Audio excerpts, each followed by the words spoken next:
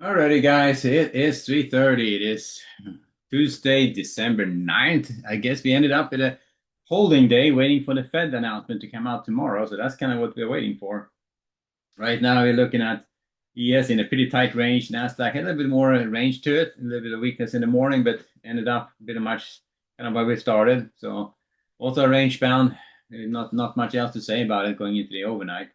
I would just say stay on the same routine, say fade the edges, 68.70, 68.80, 68.90, look to buy 68.45s, 35s, down to the 20 and 10s for rotations back up. At this point, we have a pretty tight range here. So to start trading above the 68.70 or below this 68.40, I would include the 35s. We have a good spot, good reason potentially to look for a directional move. And Nasdaq, that edge is up here at the 730s, and the lower end is going to be, I would say, below that 570, 580s. So that's kind of where we are. A couple of trades on the ES this morning, up 750. A few trades on the Nasdaq. I also had a loser in there as well. Scratched it back to 6 round turns and back to zero on that one, so nothing to show there.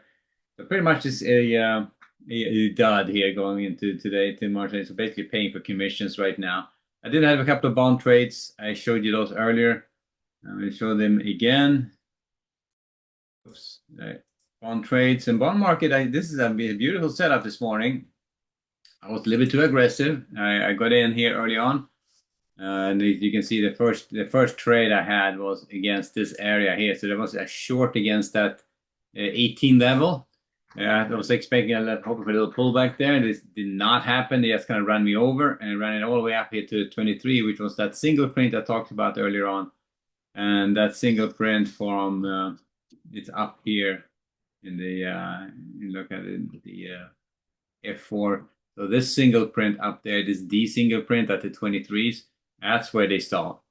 And we talked about that this morning. That would be the next level to get short against. So we're looking for short again to 10, 12. I wasn't quite happy with above that this morning, but against the 18s, 18 to 20s, and against the 23, 24s, and 23 is the one which held.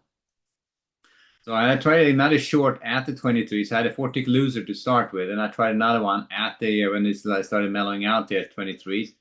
I sat in that trade for sat actually 2 bars before it filled me, and then I sat another 3 bars before it started failing, and I just kind of sat there. It's a great trade location right at the resistance level. So, and on the bond, you just have to be patient about it. So yeah, stay patient and ended up with a nice 5 tick winner, and I'm back up a tick on that one. So 4 tick loser, 5 tick winner, and then up a tick. So that's $31 on that trade.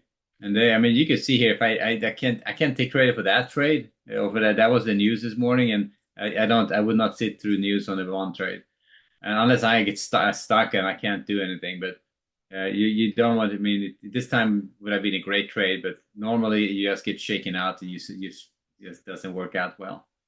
And then you can see that I run it lower, and then that's been absolutely died off in the afternoon. So not much else to say about it. So bond market, I would say range bound trading still. I would still keep a bias to the short side, if anything.